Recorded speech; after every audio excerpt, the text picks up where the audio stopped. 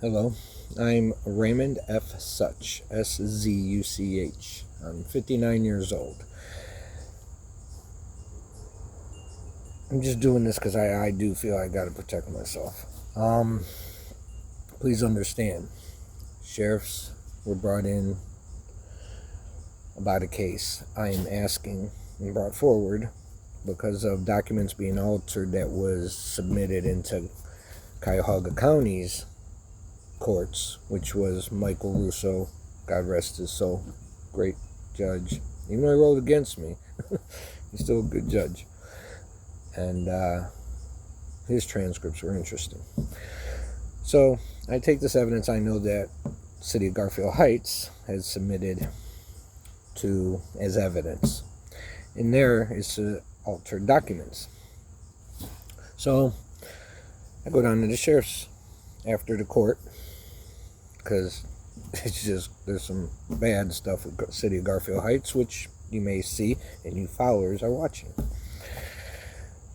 Look at it like this. They say true justice is the sheriff's department.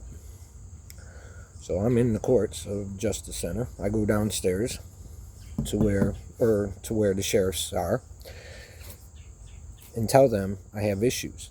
First thing they say is, God bless their souls here, is there's altered documents coming. Oh, not in our building. Not going to happen in our building. We'll get right on this. So I get a call from a lieutenant who says there's this person on a case. And time's going by. I'm not getting no calls. I'm not getting nothing. So I'm getting bothered. I'll get a text. But I'm waiting. And I don't understand, what's the holdup. So I tell them that, here, I'm going down here. I'm dropping off a box full of evidence. A lot of evidence in Garfield Heights, from altering documents out of clerk of courts, problems in the courts, but the building department, there's so much corruption. So they're getting this big case handed to them. And they're really interested. They seem like they're going to do something. Now, these are all texts I'm getting back and forth. And time is starting to go by. Now I'm getting nervous. It's like, I give you all this evidence. It's like, no, I want to sit down. I want to talk to someone. I have to complain to a head sheriff. Hey, I want to sit down. I got something to say. I want to hear, what you guys got planned and what can be done about this. And, wow. He says, come down, meet me at 10 o'clock down at Justice Center. I get down there. I'm waiting. He's running a little late, but he texts back and forth. Now, this is going to be key to this. Texts back and forth. And that he's coming through the door. Okay, nice. Timestamp. That'll come in later. He goes up, we go up, and we're going into those interrogation rooms where they record. He goes, well, I got this room booked. We only have it for an hour. He goes, they're busy here, They, only have this much time. Now, there's two of us, because this happened to two people. And so this witness is next to me. In this, we give testimony, basically, to this whole case. Hour comes by. I said, oh, I'm sorry. I know you say. He goes, no, keep going. Sounds eager, but there were some questions to things. Now, mind you, when we sat down, first thing he does is, let me get the formalities. Let me get your name. That's your name? Okay. Yep. That's her name. He never divulged his name.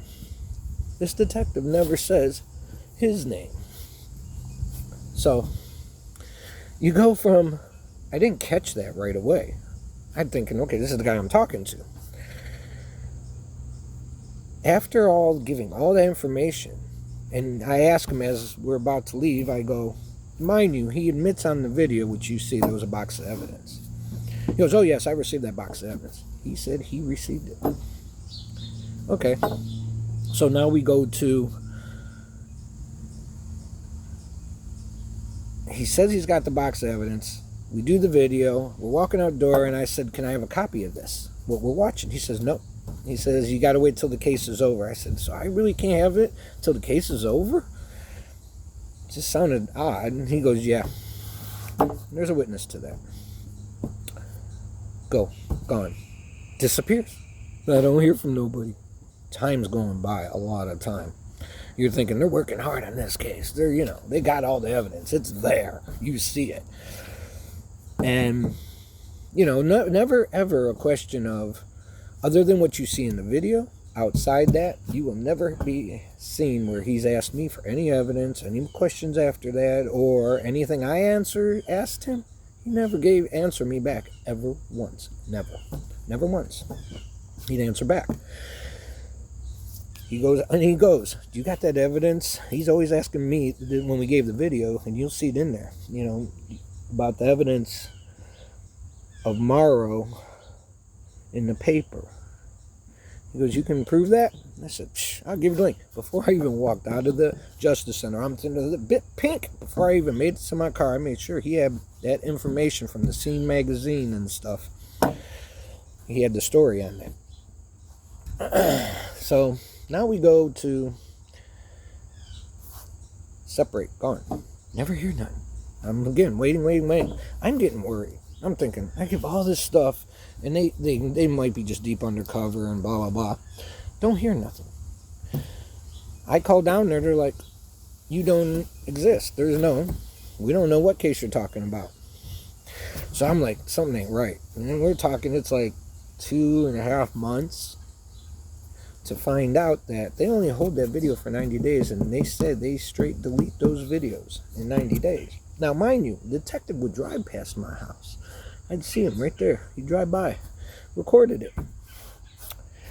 So he did for about 90 days. And I asked him, I said, remember, he said I couldn't have that video. But when I called down Justice Center, they said, it's your name, you have a right to it. So I gave him my name. There's no video. No video? No, don't know what you're talking about. Okay, wait a minute. Oh, detective's name. You want the detective's name? Because they didn't give me a reference number or nothing. Nope, nothing here. Wait a minute. This is my last name. Nope, we have nothing. A day or two goes by, and then it hits me that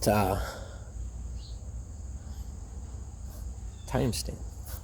When you walked through that door, and I said, about 3 minutes after, I said, I can tell you exactly when I was there, to the lady on the phone who does the videos or, transcripts or whatever, and goes, oh, here it is, because I told her exact time. She goes, oh, here it is, but your name is misspelled, your last name. Okay. So I wouldn't have never got that, because, one, the sheriffs now didn't recognize me. Everyone disappeared, and everyone's gone. She downloads video. We're talking over 2 hours, which you guys may have, some of you. This is serious, That's evidence in itself. Plus the box evidence I gave.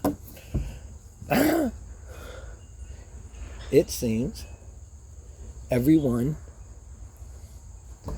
neighbors, everyone disappeared. Detective's name isn't his name on it. I get the video barely because it was such a heavy download. So I sit here and maybe I should pause this, but no, I'll just say it like it is. So I got the video. I'm like, wow. Some good information. Let's pause this. So I get this video. Now the video's long. Like I said, over 2 hours. A lot of good information. And every time you watch it, it gets heavier as it goes. Well, again, he's gone. Detective's gone. There's nobody to talk to. Can't find no one. No one knows nothing about the case. Well, they think, I don't have the video, I guess. Everything's wrapped up. It seems. So it appears. Or there's some people who are really, really incompetent because no matter who you call, no one knew nothing about nothing. So I said, that's it. I'm fed up. So I call the Internal Affairs. I did call the main sheriff and gave him an information, but I called Internal Affairs.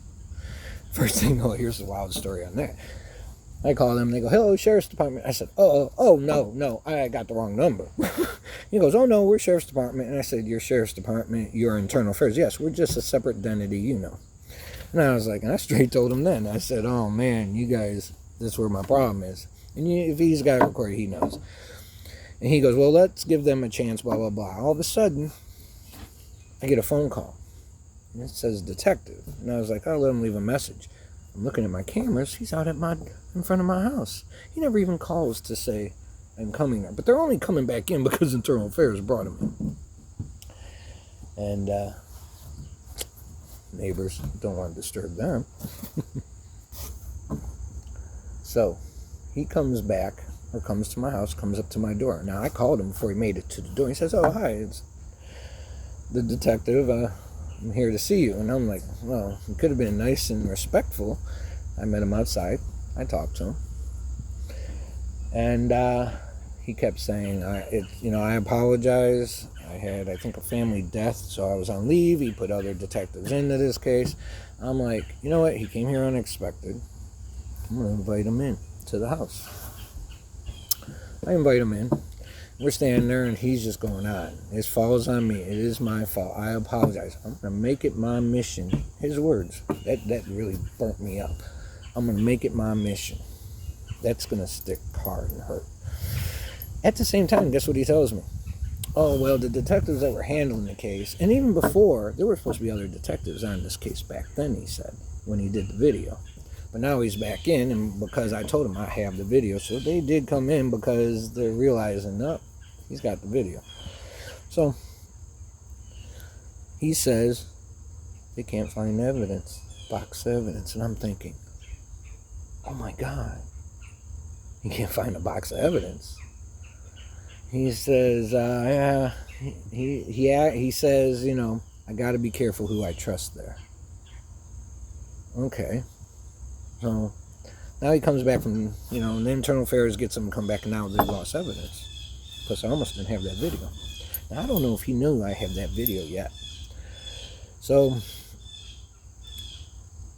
he starts, once in a while, send me a text. I'm here if you need me ever, anything. Great. It sounded good, like, okay, they're back on this. And I said, you never closed the case. He goes, oh, no, the case isn't closed. I said, all right, because then there would be an issue.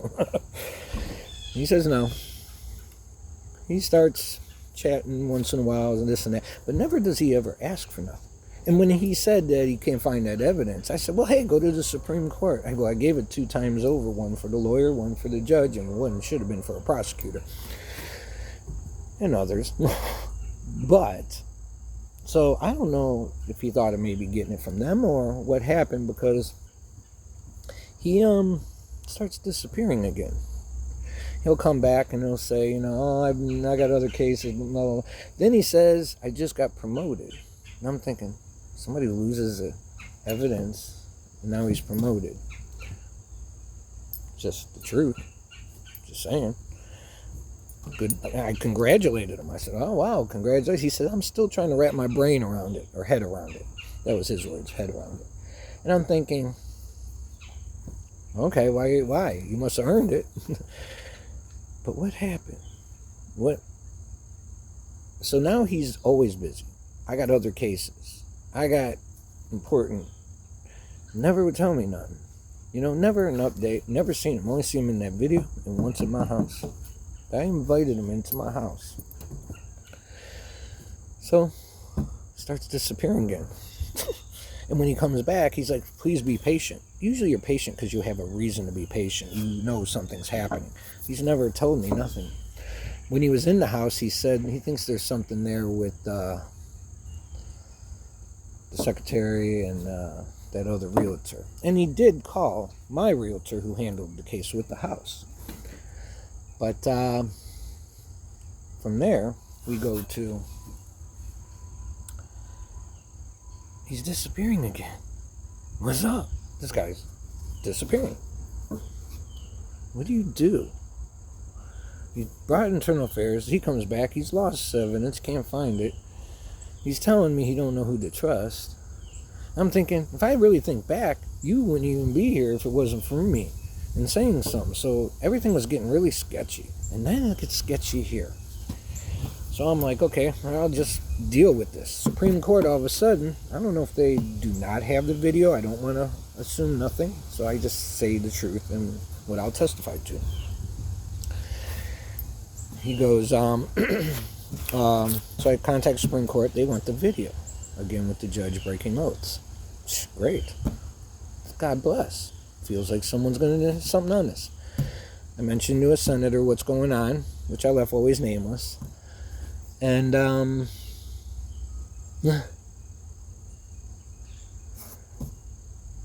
I sent him a text. Now, just a week before that, I'm warning him something bad was going to happen in some videos, and I showed him. I've never gotten none. He was gone again for months. Months. And I told him I sent that to the Supreme Court, this video, a particular video, and a video to a senator. And I did that. He answers back. He all of a sudden answers, oh, well, let's read what he had to say. This is what he has to say. Whether you see or not, I'm going to read it to you. Look, I just got back from vacation Tuesday. Your case is not the only case. I will contact my old boss and have your case reassigned to someone else. I'll let you know when this takes place. That's it. That's what I heard from him. You would think he'd be happy, like, oh, the Supreme Court, you know? So I sent him that. But when I sent him that link, I'm going to give you a little hint. I sent it private. You had to have the link. Do you understand what I'm saying? This was not a public link. I gave it to the one person, and the one person was standing there, and we watched it with the one person. And then I gave it to him.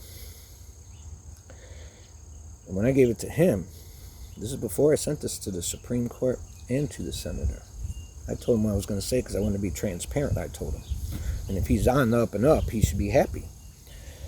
And that's when he came back and said that.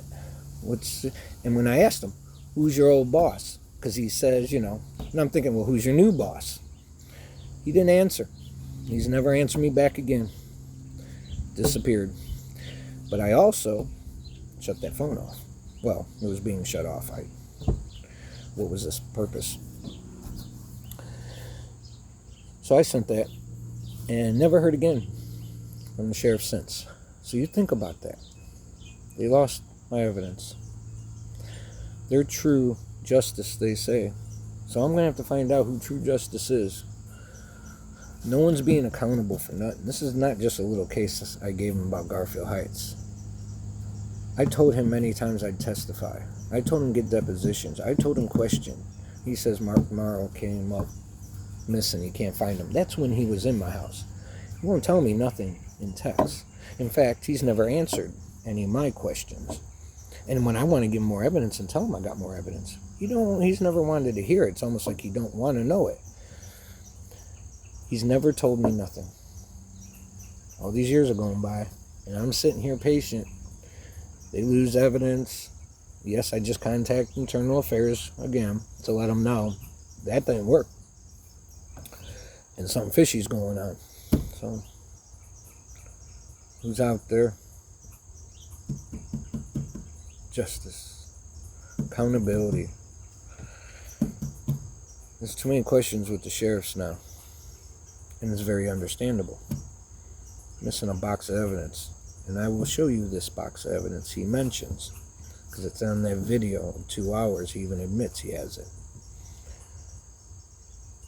So,